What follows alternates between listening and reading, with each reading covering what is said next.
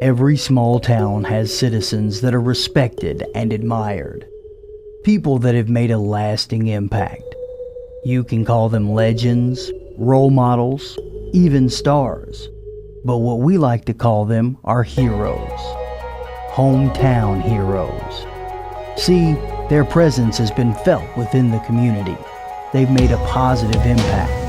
And if they decided to move towns or states, a hometown hero is someone who always gives back. They never forget their roots. They never forget where they came from. This is Russellville, Kentucky. This is Hometown Heroes.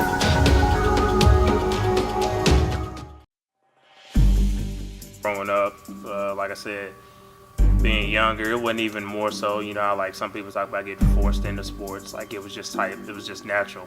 Favorite sport at the time and still to this day is football. Yeah, there's no doubt about it. The reason football is my favorite, because it was a point in time that like I was able to take aggression out. And you having a bad day, football's the perfect thing for you, you know what I'm saying? Like if I had a bad day, somebody in practice or in a game was, I was gonna do my best to make them have a bad day. So, plus like I said, going through high school, I was going through a couple of things that, that allowed me to take that aggression out. First issue with my parents probably started when I was in like 8th grade. And, I knew and saw that they were having problems and things with the marriage. And then I remember my mom sitting down and talking to me about it, saying, they think that, it wasn't going to work out.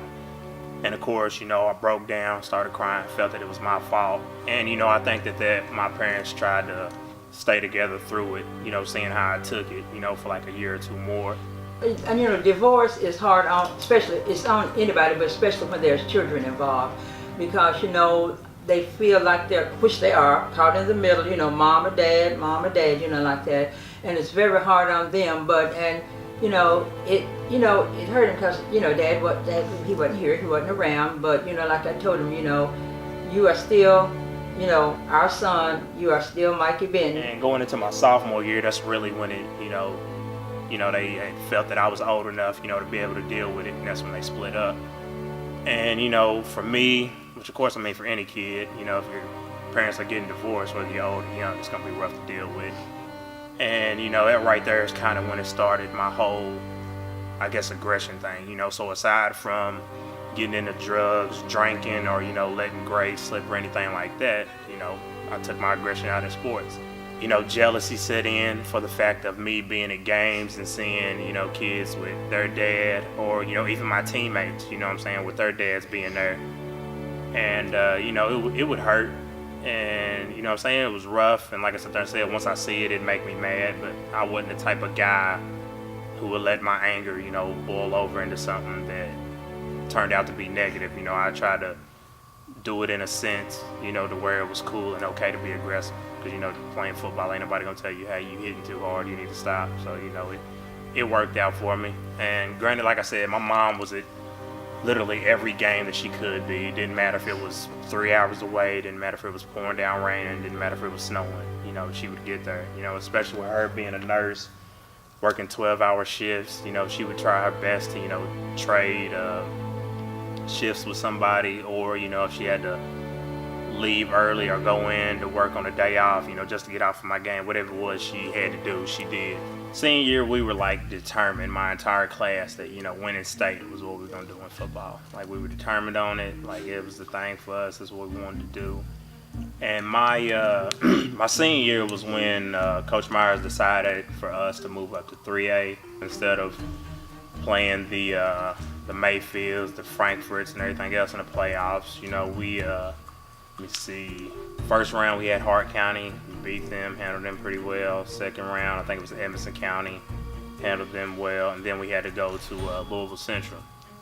And all year, we've been hearing about them. And this was basically when Louisville Central's reign, of dominant football kind of started.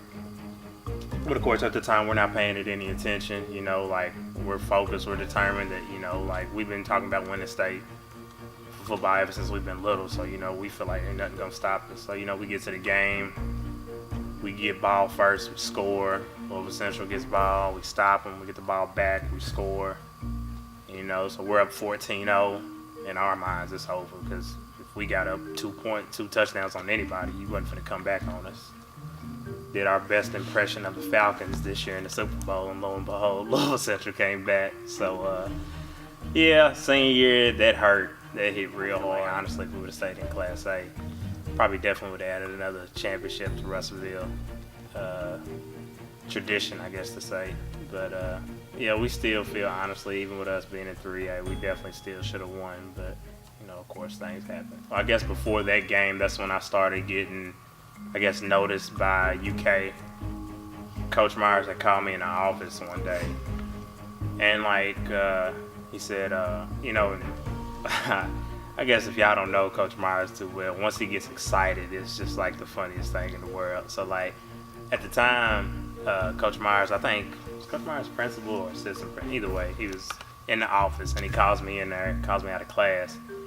And before I come into the office, he meets me outside of his office, and he's kind of trying to whisper, and he's like, Mikey, man, Joker Phillips is on the phone, this is UK football, blah, blah, this, blah, blah, that. And I'm like, all right, man, well, let's see what they got to say. When Mikey was a senior, see, Mikey didn't turn 18 until May of his senior year, and I've always said that if Mikey had had another year of high school, he would have had a lot of Division I schools calling, asking about him. I think he won the state in the 110-meter hurdles as a junior and a senior, and we were really frustrated because we weren't getting as many calls as we thought we should have been from a recruiting standpoint. There were several local universities that just had not really come forward very hard in the recruiting process, and next thing you know, we get a phone call from Joker Phillips at the University of Kentucky that they're really interested in Mikey, and they talked about a couple of different options on what could happen in order to get Mikey to the University of Kentucky. And so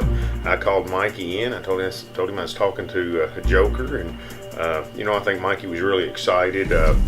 We made it to the regional championship game that year, and just so happened we had to play Louisville Central, and Louisville Central had 2 seniors on their team that were being heavily recruited by University of Kentucky, and ended up signing them, and I think the exposure that we received, or that Mikey received in that game helped Mikey get his foot in the door at the University of Kentucky. Like I said, at the time I was debating on going to run track at Notre Dame, because they had got in touch with me my junior year, because I remember at that point in time I came to school, and Coach Tipton, he pulled me in his office at the time, because he was the girls coach at the time.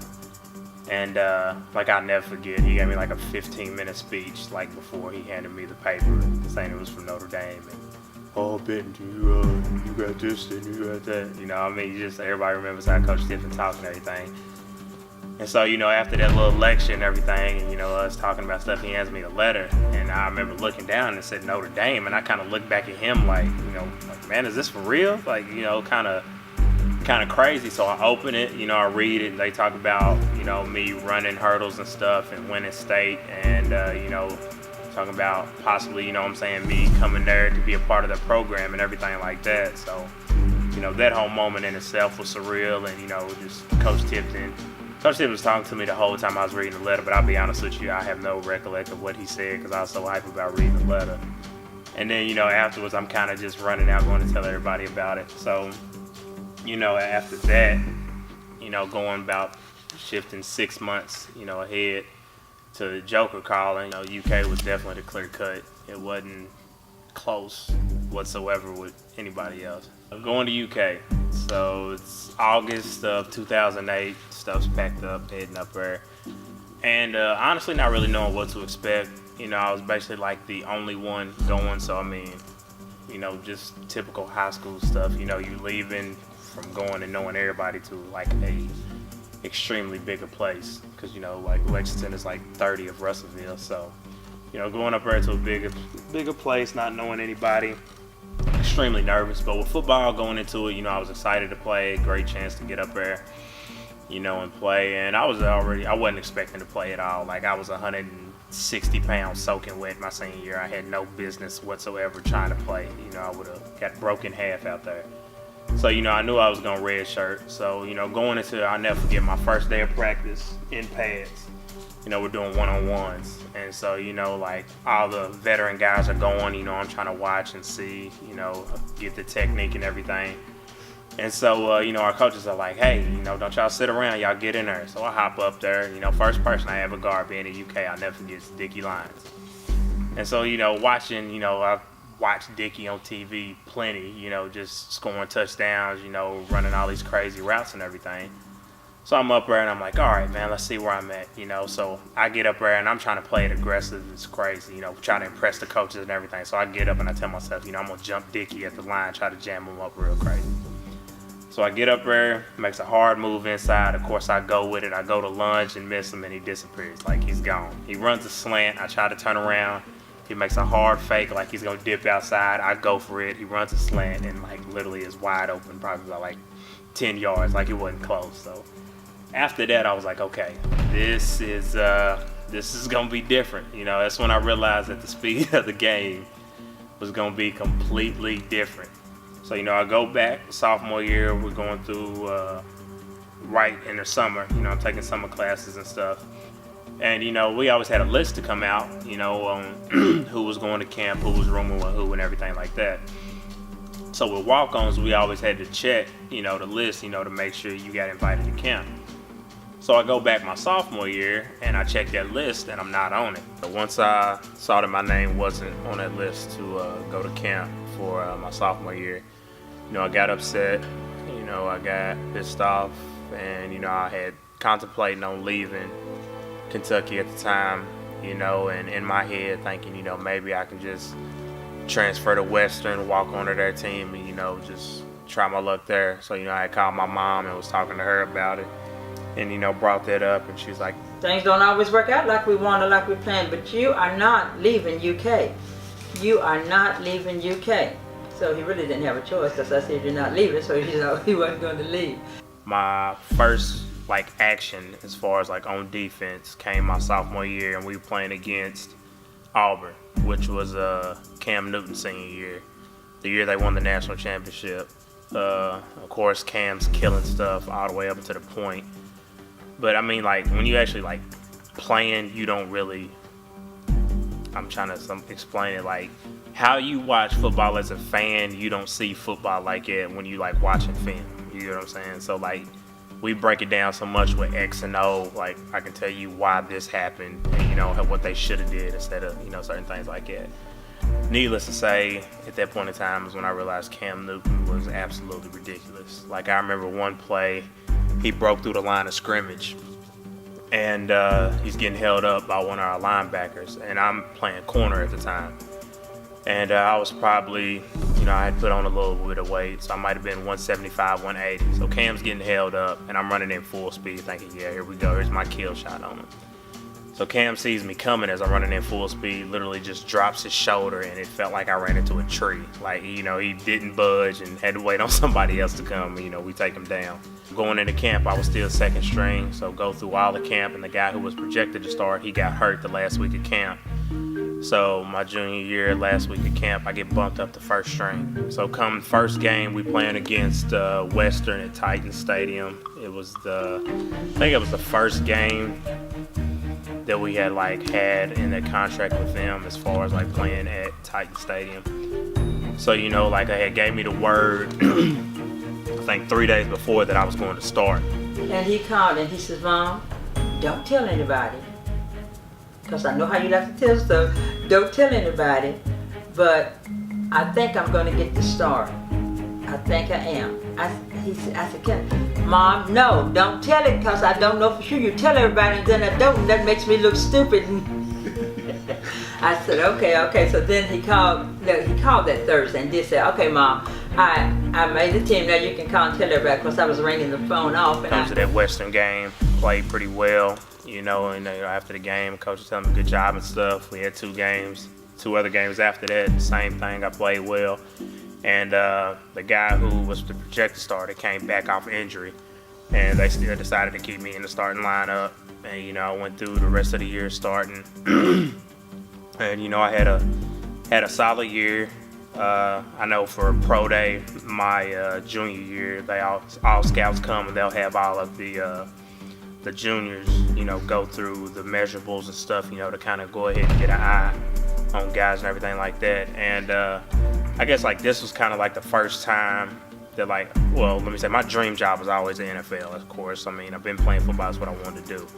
But I had a scout for the Rams. He comes up to me and he was like Mikie Benton, just talking to me, introducing himself. And he's like, man, we've been eyeing you, man. We liking what we're seeing, and he asked me, and he was like, man, what do you feel like was your best game this past year? And we had played LSU that year. That was the point in time they were number one. They had Mettenberger at quarterback, Alfred Blewett running back, Tyrann Mathieu was a corner making all these crazy plays, of course. Odell Beckham was a receiver. Jarvis Landry was a receiver. Ruben Randall was a receiver. So basically, literally everybody I just named, of course, they're in the NFL now doing pretty well. But I think that game I ended with maybe 6 or 7 tackles, 5 or 6 pass breakups. I had a real good game. So I brought up that game when the scout asked me. He's like, yeah, that's what we had. He was like, we felt like you played a real good game and everything, and wished me luck going into senior year. So senior year comes. Go through camp battling an injury with my foot. It was real rough, and I didn't want to sit out because, of course, sitting out, you have a bad week, somebody have a good week, you mess around and lose your spot. So, I was fighting through injury and stuff, and it finally got to a point to where my coaches knew that it was killing me, but they saw I was fighting through it, so they told me to sit out for a few days, to rest my foot. So senior year comes, going to the season starting. That first game against Western, that's when we lost. And I can never, ever, ever live that down because I'll never forget, all my boys and stuff came in town and we lost on that last second play. They scored to, they scored to the point to where we were up 1 and they went for 2. And I'll never forget because me and Antonio Andrews were real good friends. And they throw a toss play to him and he runs and everybody we thinking it's a regular toss play. Of course, we're pursuing him. And he stops and throws it back across field to the quarterback at the time. And I was the only one who's going to be able to get there, but I had pursued too much over for the toss sweep, trying to make the play to stop and dude scores. And so literally right after that, I just walked off the field, pissed. We going to the locker room and stuff. We had so many people get hurt that game. It was just a downfall. Halfway through it, my senior year, we're playing Mississippi State. I get a high ankle sprain. I have to miss 4.5 games. And so, a high ankle sprain takes about 8 months, to heal. So coming back to pro day, when it's time to really, show what you can do, I was probably about 80%, ankle was still bothering me and stuff. I go and run my 40. It's probably one of the slower times I ever ran in my life. Everything else was fairly decent, but, missing those 4 games, it definitely hurt me. But, it just, at that time, letting football go, once the draft hit, and of course I wasn't expecting to be drafted, because of the type of year that I had. And, after that third day, kind of sitting around by your phone, hoping that somebody calls, saying, hey, we want to invite you to camp. My phone didn't ring, and that was probably one of the hardest times in my life, honestly, because it was that point in time to where it was since the age of 6, once August hit, I knew I wasn't going to be playing football. And I said to him, which at the time did not mean anything to him at all, I said, son, we're all supposed to have dreams and we're all supposed to have hopes. I said, but maybe the dream you have for yourself playing football is not the dream that God had for you. I said, I know me saying that don't mean a thing to you, but sometimes we want things that God knows may not be for us. I said, son, we don't have a choice but to accept it, and life goes on. I just had to realize that, God had a different plan for me. So, after that, I moved back home. And at this point in time, my daughter's about to be born. And, at the time, I was still sitting there saying to myself, I still want to play. So, I stayed in shape. I came home. And I had people, calling me from indoor football leagues, arena leagues, football overseas. I had an offer to play in Paris. I had an offer to play in Denmark. And then I had a coach reach out from the Canadian League, and he invited me to a tryout and wanted me to come. Canadian League is way longer than the NFL season. I would have had to leave for camp in May or June, And if your team made the playoffs and made a deep run, like, you were going to be over there until December. And so I was kind of looking at it, I was like, all right, kind of decision time. You want to go over and, yes, get to pursue your dream playing football professionally, or are you going, be away from your daughter, basically, having to choose, her not really knowing you as well. And so, at that point in time, I had to make a decision, and, I chose to be here with Emory and everything. And like that was a real rough. I don't regret the decision by any means, but it was rough, because that was the one time that I really officially knew like I was letting football go. And just one day randomly, I know the football team out here was practicing, and I just randomly came out here to come holler at Coach Myers. Hadn't seen him in a while. And so when I come out there, I just see him. He kind of gathers everybody around. And in fact, yeah, beginning of your senior year. That's when it was, 2013. So, I come out there and, kind of had me talk to y'all and stuff. And I guess there's one point in time that, like, he was going over something that he knew that I knew. And he was kind of like, hey, Mike, you mind explaining that to him? And I was like, cool, no problem. So, end up doing it. Next thing I know, I come back. He tells me to come back the next day. And it kind of just keeps on rolling time after time. And he just asked me, he's like, man, he was like, you ever thought about coaching? And I was like, no, honestly, I haven't. But he was like, man, I think you'd like it. He's like, I think you should give it a shot. So, needless to say, that whole year I went with it. Then, and I did enjoy it. It was the same time that, like, I was kind of back into the game. Of course, I wasn't playing, but coming back with everything that I had been through in life and with football, kind of being able to come back home and, kind of shine a light to the things that, that kids now who might have been in a same boat or, slightly different boat, that I can kind of guide to a better path or a path for more opportunities.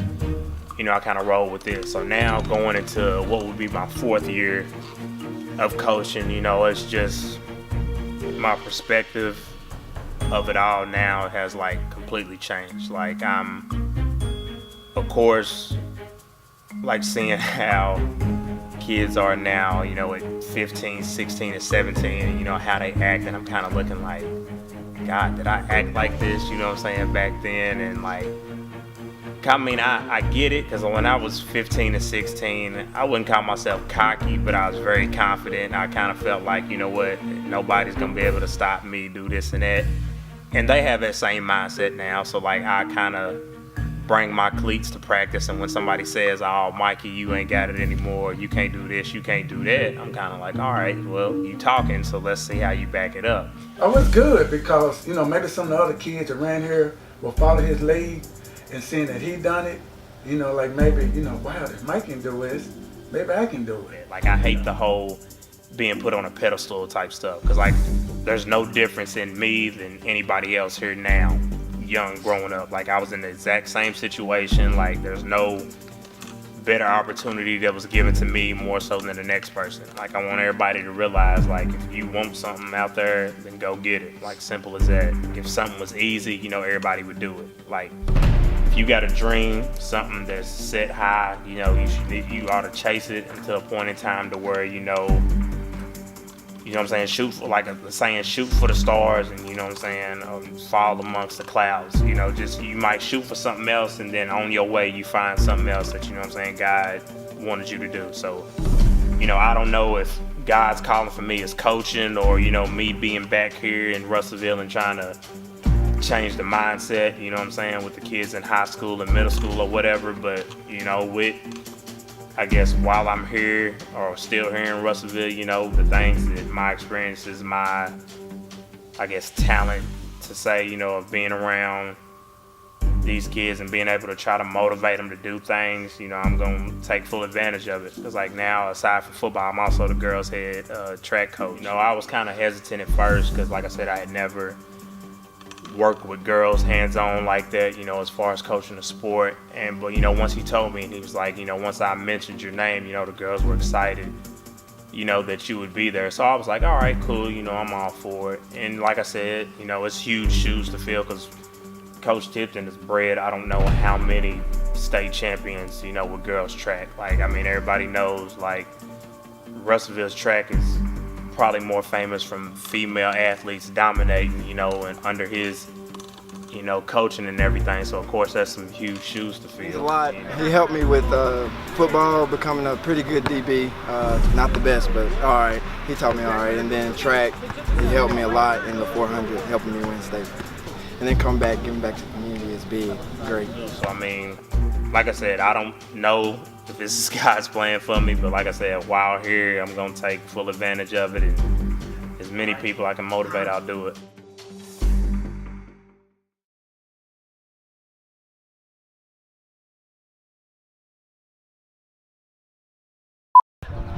Hey, about to get this documentary. 10 for 10. Mikie Benton. Y'all better be ready. Let's get it. We're here live at the Russellville Logan alumni game. I'm co-host Jason Naylor along with host Christian Naylor. What's up?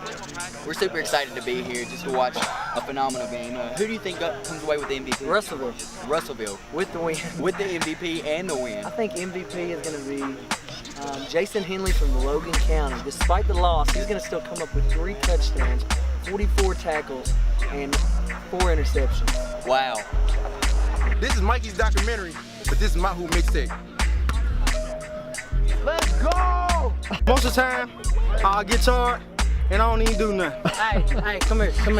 This is my new friend, H2O. What you saying, my dude? Is a pretty shooter. All he had But to I do learned from H. What does H2O mean? wet. Wet. Water.